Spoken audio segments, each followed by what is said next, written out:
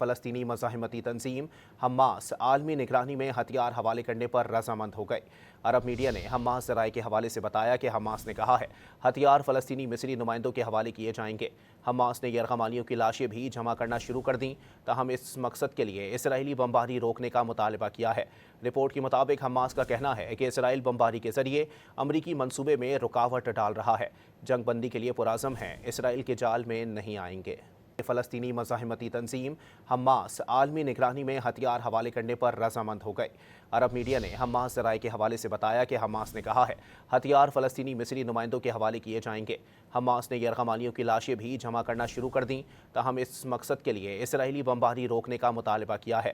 Report کے مطابق Hamas کا کہنا ہے کہ اسرائیل بمباری کے ذریعے امریکی منصوبے میں رکاوٹ ڈال رہا ہے، جنگ بندی کے لیے پرعزم ہیں، اسرائیل کے جال میں نہیں آئیں گے۔